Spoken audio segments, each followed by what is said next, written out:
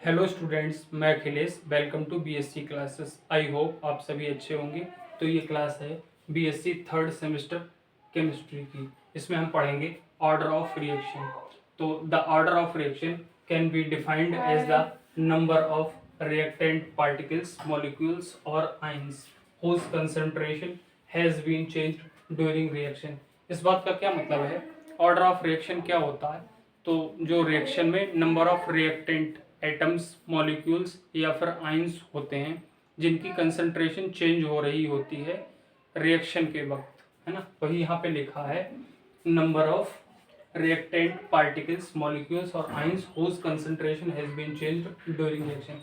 Reaction के वक्त जो आपकी केमिकल रिएक्शन में रिएक्टेंट होते हैं जिनकी कंसंट्रेशन चेंज हो रही होती है उसी को क्या कहते हैं? ऑर्डर ऑफ रिएक्शन कहते हैं। ठीक, और ये एक एक्सपेरिमेंटल टर्म है, मतलब आप इसे थ्योरेटिकल वे से अप्लाई नहीं कर सकते। ये एक एक्सपेरिमेंटल टर्म है क्योंकि, ठीक।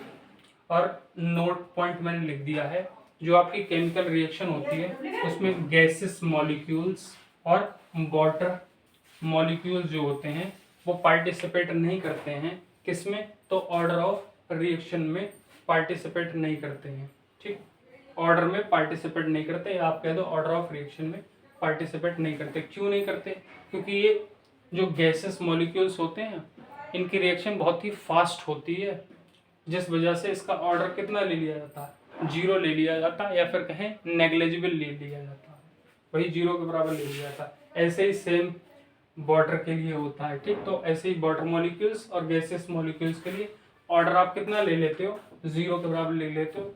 ये एक नोट पॉइंट है, आप इसे लिख लेना, इसमें अंडरलाइन कर लेना। ठीक, केमिकल रिएक्शन में गैसेस मॉलिक्यूल्स और वाटर मॉलिक्यूल्स जो है वो पार्टिसिपेट नहीं करते ऑर्डर में, है ना। मेजरमेंट ऑर्डर, जब ऑर्डर मेजर किया जाता है तो गैसेस मॉलिक्यूल्स और वाटर मॉलिक्यूल जो है वो पार्टिसिपेट नहीं करते हैं।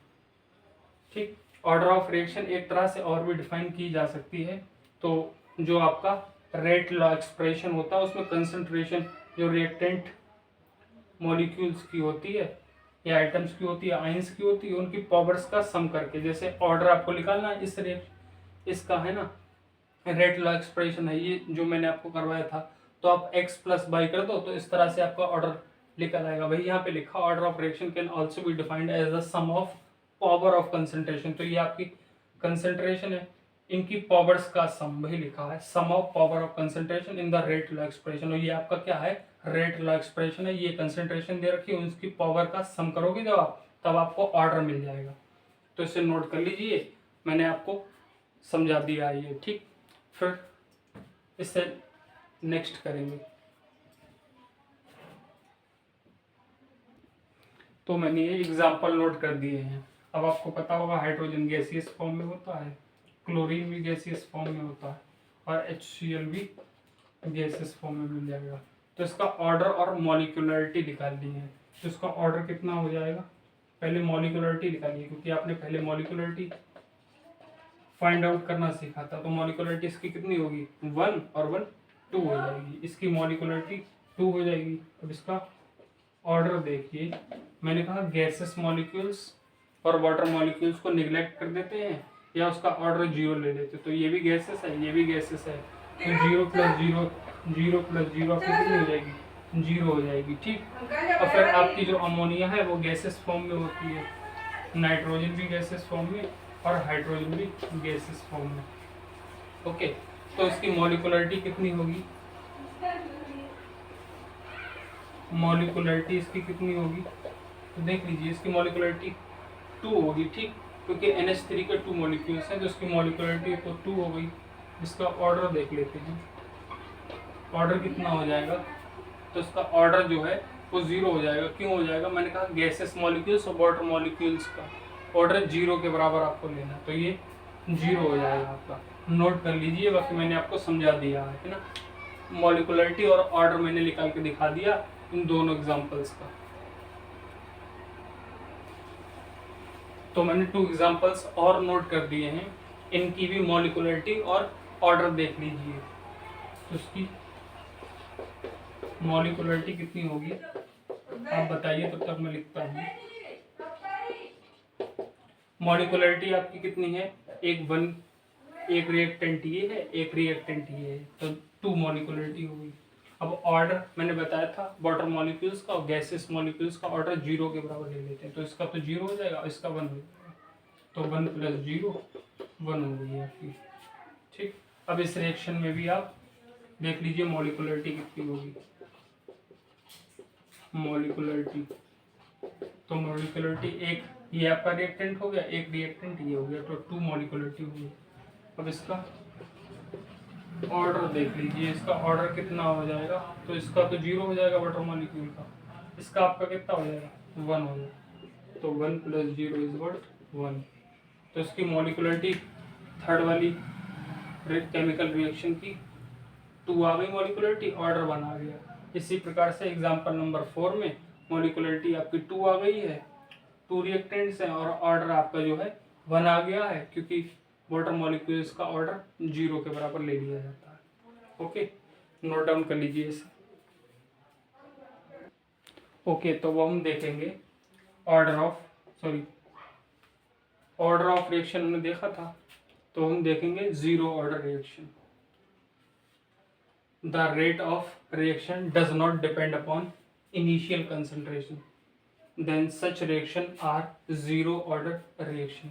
अगर रेट ऑफ रिएक्शन जो है वो इनिशियल कंसंट्रेशन पर डिपेंड नहीं करता है, तब उसे हम 0 ऑर्डर रिएक्शन कहते हैं। वही यहाँ पे लिखा, the rate of reaction does not depend upon initial concentration. तो इस प्रकार की रिएक्शंस को हम लोग 0 ऑर्डर रिएक्शन कहते हैं। एक तो इसकी डेफिनेशन ये वाली हो गई, दूसरी डेफिनेशन ये है, if the sum of power of concentration of reactant is given in, यहाँ पे आप इन लिख लेना, given in rate law expression is 0, then such order of reaction will be 0, then the order of the reaction will be 0। जैसे आपने rate law expression देखा था, dx/dt = k, concentration of A, x देखी थी, कंसंट्रेशन ऑफ V, y देखी थी, तो आपका ऑर्डर जो था वो x + y के बराबर आ रहा था। वही ये कह रहे हैं, अगर जो सम होगा पावर ऑफ कंसंट्रेशन, तो कंसंट्रेशन ये है, इसकी पावर का sum, power of concentration of the reactant के ही है, is given in rate law expression is 0। अगर ये x + y जो है आपका 0 के बराबर आ जाता है, तो जो आपकी ऑर्डर ऑफ रिएक्शन होगा वो क्या हो जाएगा 0 हो जाएगा। ठीक, ये बात समझ में आ गई आपको। ओके, नोट कर लीजिए आप इसे।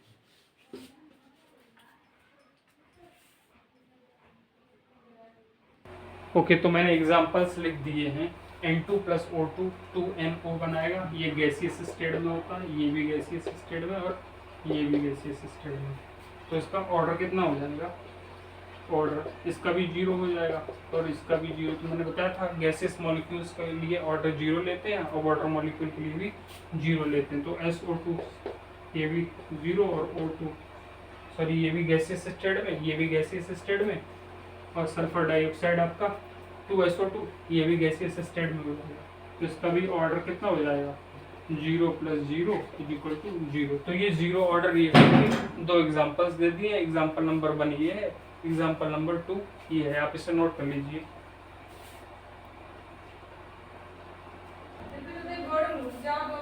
कैलकुलेशन फॉर रेट कांस्टेंट, तो हम रेट कांस्टेंट के लिए कैलकुलेशन करेंगे।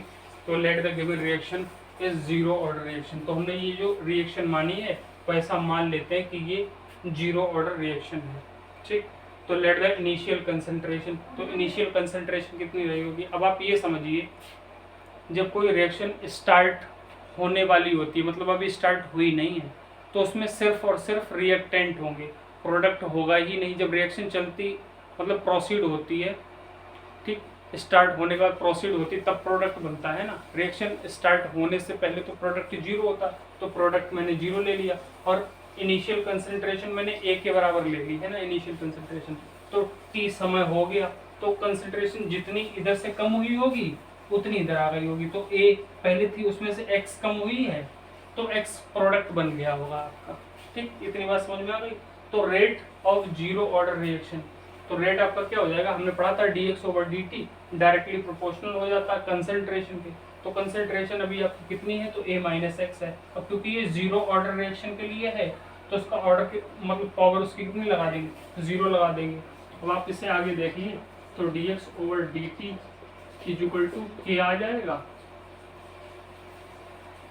किया जाएगा। और ये आप जानते हो a माइनस एक्स की पावर जीरो तो कितनी हो जाएगा, 1 वैल्यू हो जाएगी। अब x की पावर जीरो ले लो, y की पावर जीरो ले लो, z की पावर जीरो ले लो, ये सभी 1 के बराबर आएंगे। ठीक, तो मैं इसे नोट इरेज कर देता हूँ, आप नोट कर लो। ठीक, तो हम यहाँ से देखते हैं ये आपका dx over dt is equal to k आ जाएगा, dx over dt is equal to k आ जाएगा। अब आप मल्टीप्लाई कर लो तो dx इज इक्वल टू के dt हो जाएगा। अब यहाँ पे k क्या है, ये तो k क्या है, ये आपका रेट कांस्टेंट है, रेट कांस्टेंट है, k आपका रेट कांस्टेंट है। तो dx ओवर dt जो है, अब आपको क्या करना है, ऑन इंटीग्रेशन लिख दीजिए, ऑन इंटीग्रेशन। इंटीग्रेशन करने पर साइन लगा दीजिए इंटीग्रेशन का, के बाहर ले लीजिए क्योंकि ये कांस्टेंट है। अब आप देखिए, अब में से काफ़ी स्टूडेंट्स जेडबीसी वाले भी होंगे तो उनके लिए इंटीग्रेशन नहीं आता होगा या हार्ड लगता होगा, लेकिन ये हार्ड बिल्कुल भी नहीं है, आराम से हो जाएगा। डी जो है वो डिफरेंशिएशन को रिप्रेजेंट करता है और ये जो सांप की तरह बना हुआ है ना वो इंटीग्रेशन के लिए रिप्रेजेंट करता है। तो इंटीग्रेशन और डिफरेंशिएशन एक दूसरे के उल्टे होते हैं, तो ये रिमूव हो जाएंगे अपने आप में और x आ जाएगा आपका। ठीक, इज इक्वल टू के एज इट इज आ जाएगा और यहाँ भी वही होगा, डी से ये कैंसिल हो जाएगा और सिर्फ टी बचेगी। ठीक, और यहाँ पर हम एक आई बना देते हैं, वो इंटीग्रेशन कांस्टेंट है, वो हर बार इंटीग्रेशन बन जाएगा। तो इसे हम लिख देंगे integration constant, integration constant. Integration किया तो इंटीग्रेशन कांस्टेंट आ जाएगा। ठीक, अब आप क्या करोगे, पुट ये लिख दीजिए, putting x is equal to 0 और t इज इक्वल टू 0। ये x है आपका, है ना, x इज इक्वल टू 0 रख दोगे, t इज इक्वल टू 0 रख दोगे, तो इसमें रख दीजिए 0 इज इक्वल टू 0 प्लस या 0 इंटू टी लिख दो प्लस i, तो आपके लिए कितना आ जाएगा, 0 is equal to 0 plus i, तो i की वैल्यू कितनी आ जाएगी, 0 आ जाएगी। ये आप क्वेश्चन नंबर फर्स्ट ले लीजिए। ठीक, अभी पुट कर दोगे, जैसे ही आप फर्स्ट में आई की वैल्यू फर्स्ट में आप पुट करोगे तो x इज इक्वल टू के इंटू टी आ जाएगा। तो k की वैल्यू आप यहाँ से फाइंड आउट कर लीजिए, k is equal to x upon t आ जाएगा। यही आपका k की वैल्यू आ गई, ये आपका रेट कांस्टेंट आ गया। ठीक, रेट कांस्टेंट की वैल्यू आ गई। अब आप इसे नोट कर लीजिए पहले। अब हम देखेंगे हाफ लाइफ पीरियड क्या होता है, और किसका हाफ लाइफ पीरियड देखेंगे, तो जीरो ऑर्डर रिएक्शन का हाफ लाइफ पीरियड देखेंगे। हाफ लाइफ पीरियड क्या होता है, तो the time period in which the given substance has been dissociate. Dissociate का मतलब होता है टूटना, ब्रेक डाउन होना। Dissociate to half of its initial value, it can be represented by t half. तो यहाँ पे लिखा है वो टाइम पीरियड जिसमें सब्सटेंस अपनी प्रारंभिक जितना इनिशियली पहले जितना अमाउंट होता है उससे आधा हो जाए, तो उसी को हाफ लाइफ पीरियड कहते हैं। ठीक, किसी वस्तु का प्रारंभिक से आधा कर दिया जाए उस सब्सटेंस को, है ना, तो उसी को, और उस टाइम को फिर हम क्या कह देते हैं, हाफ लाइफ पीरियड कह देते हैं, जिसे हम लोग टी हाफ से रिप्रेजेंट करते हैं। ठीक, तो t equal to small t equal to t half put कर देंगे और x equal to a by two किस में पुट करेंगे, तो अभी हमने जो रेट कांस्टेंट निकाला था उसमें, तो के इक्वल टू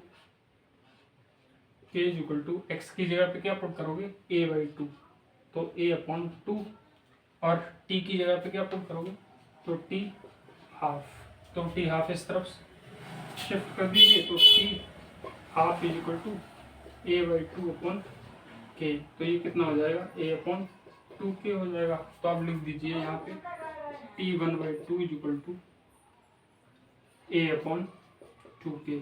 ये आपका आ गया half life period of zero order reaction. ठीक, तो हाफ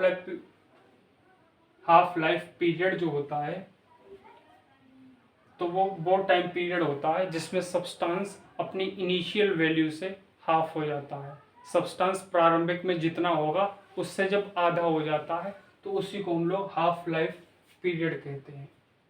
ठीक, इससे दर्शाते हैं टी और सफिक्स में उसके ऐसे।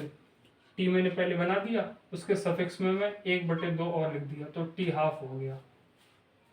तो बाकी मैंने आपको बता दिया ये रेट कांस्टेंट के जिसकी वैल्यू x/t आई थी उसमें हम लोग टी स्मॉल टी की जगह पे टी हाफ पुट कर देंगे और x की जगह पे A/2 पुट कर देंगे।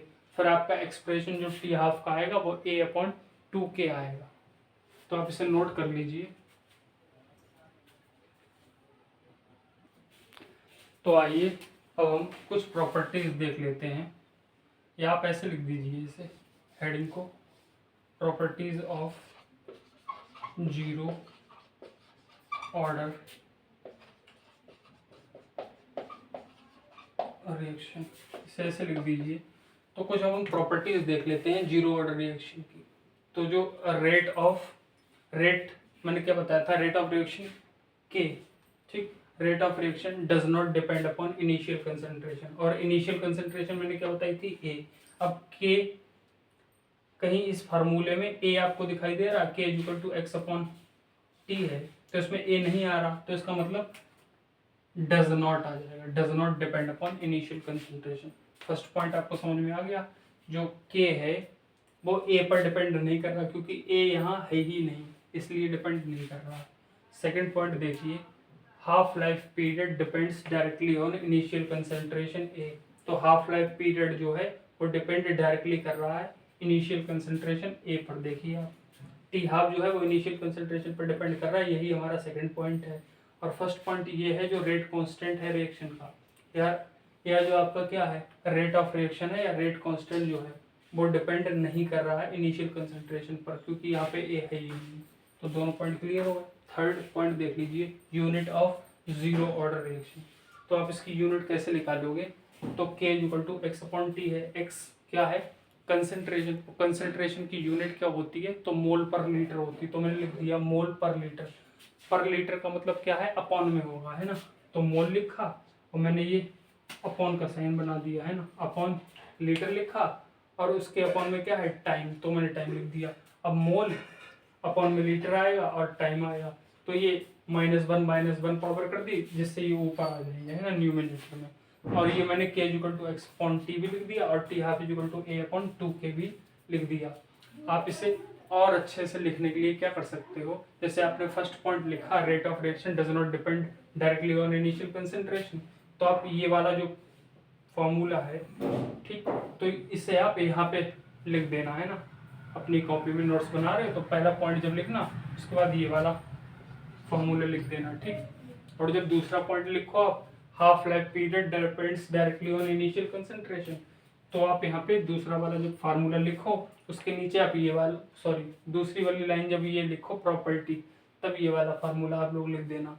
और जब थर्ड वाला आप लिखो जीरो ऑर्डर रिएक्शन, जो आपका यूनिट जो है जीरो ऑर्डर रिएक्शन की, तब आप ये वाला फार्मूला लिखना और फिर x/t के आगे लिखना मोल पर लीटर और नीचे तो टाइम लिखा ही है, बाकी फिर ये वाली यूनिट लिख देना।